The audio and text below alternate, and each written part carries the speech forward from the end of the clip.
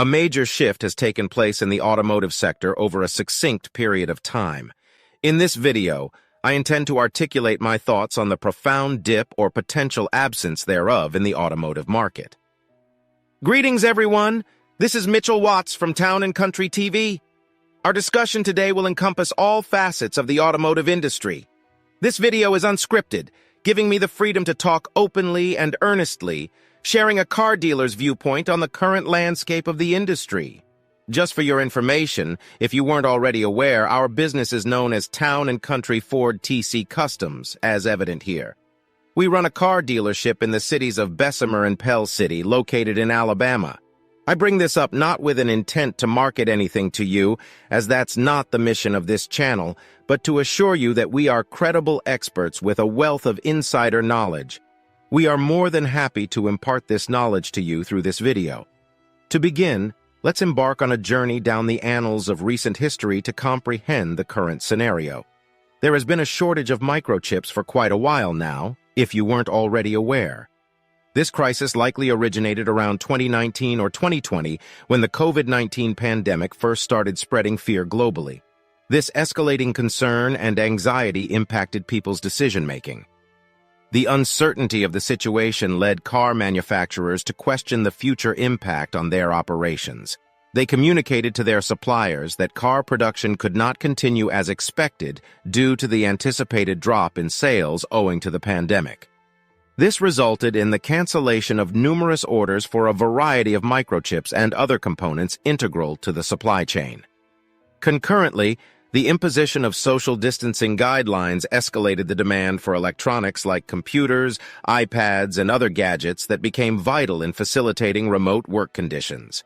These gadgets, too, required microchips. This unexpected development led to an influx of orders for various microchip manufacturers during the pandemic's peak. They were caught off guard and struggled to fulfill the demand for both standard computing devices and the specialized microchips that power legacy vehicles from manufacturers such as Ford, Chevrolet, Toyota, among others. To summarize, we witnessed a temporary dip in sales as orders were canceled. However, as people received stimulus money and the economy continued to thrive, there were multiple factors contributing to sustained vehicle purchases. The combination of a scarcity in supply and a high level of demand resulted in inflated prices for various vehicles. I understand that many of you may be thinking, are these dealerships being unfair? How can they charge significantly above MSRP? I somewhat agree with that sentiment. On July 13, 2020, we made a promise that all our Bronco orders would be sold at MSRP, and we stayed true to our word. If you place an order for a vehicle and expect to pay MSRP, the dealership should honor that pricing. However, when a vehicle is readily available, the principle of supply and demand comes into play. To illustrate this, let's use the analogy of selling a house. If Zillow estimates the house's value at $400,000, but you receive 18 offers, all at $500,000, it wouldn't make sense to reduce the price just because Zillow suggests a lower value. Zillow's estimation is simply an opinion. I want to emphasize that many dealerships became excessively greedy and frustrating, taking advantage of customers. These dealerships may not survive the upcoming economic downturn or the challenges faced by the car market in general. In short, that's how we arrived at the present situation. As time has passed, some people who purchased vehicles in 21 or 22 might now be looking to trade them in and get a new vehicle. The values of these vehicles have started to normalize as many manufacturers have caught up with production. For instance, we currently have a large inventory of F-150 ES, surpassing most other dealerships in Alabama. Consequently, we are offering substantial discounts to facilitate their sale. However, there are still vehicles like the Bronco for which you can't even place an order at the moment. But I'm primarily referring to the regular vehicles that Ford, Toyota, or Chevrolet are producing. Now we have a peculiar situation where brand new vehicles are being discounted to sell, while some buyers who paid a premium above the sticker price a year or two ago may find themselves in a challenging position. This can lead to significant deficits in various scenarios. So, what do I think will happen to the car market? Do I believe it will crash and collapse completely? No, I don't. However, if you overpaid a year or two ago, you might find yourself in an awkward situation. Now let's delve further into pricing. Not just for Ford, but also for Tesla and many other companies that have adjusted their vehicle pricing. For example, the Tesla Model 3 used to have a higher MSRP, but overnight Elon Musk reduced the price for all those vehicles. I understand his strategy. He's a remarkably intelligent person. By lowering the price, the vehicle becomes eligible for the new IRA federal tax credit, significantly increasing the number of potential buyers. It's a smart move, right? Guess what? Ford has done the same thing in several cases, such as the XLT extended range. They have reduced the price of that vehicle to ensure it falls within the $80,000 cap for SUVs and pickup trucks. They recognize that hitting that target will benefit everyone involved. The Mustang Mach-E is another example. They have also decreased the price of many of these vehicles as the floodgates open, enabling Ford and other manufacturers to meet the current demand rate.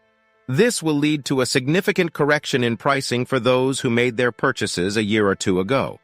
Let's discuss the impact of interest rates on a customer's payment when purchasing a vehicle. Most vehicle buyers opt for a payment program, such as a 60-month or 72-month basis. Using the previous example of the F-150 and its $80,000 price, let's consider the effect of a change in interest rate. Suppose someone previously obtained a 2% interest rate, but now faces a 7% interest rate, which is not far from the current situation.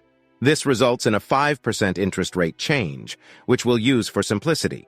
If we multiply the $80,000 purchase price by the 5% interest rate change, the increase in interest alone amounts to $4,000 per year.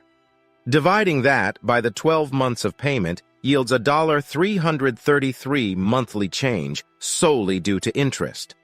Therefore, multiple factors come into play, including valuations, interest rates, and financing, which can become complicated, especially if one overextends their budget when buying a vehicle.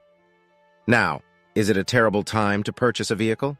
I would argue no, unless you find yourself in an overextended situation.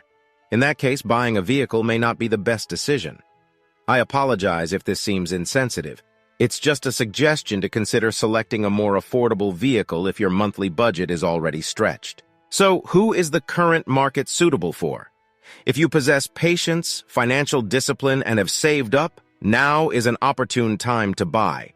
Discounts are available for vehicles with lower demand, such as the Bronco or Super Duty. For those interested in the F-150, this is the ideal time to make a purchase, given the availability of inventory and associated discounts.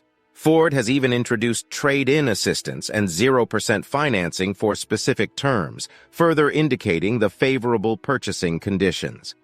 However, it's crucial to avoid financial overextension. Please note that this video isn't intended as a sales pitch, even though we are a Ford dealership. Whether you choose to buy an F-150 from us or another seller is inconsequential. My purpose is to assist you, as I believe that by helping enough people, financial concerns will never be an issue. Therefore, this video aims to educate and inform you, as we say here in Alabama. Overall, if you are prepared, I believe now is a decent time to buy. However, if you're not ready, any time is unsuitable for purchasing a vehicle. It's essential to make sure you're ready before taking that step. But if you are prepared, now is an excellent opportunity. Thank you for watching this video. If you enjoyed this content, please show your support by hitting the thumbs up button. Once again, thank you for watching and have a wonderful day. Peace.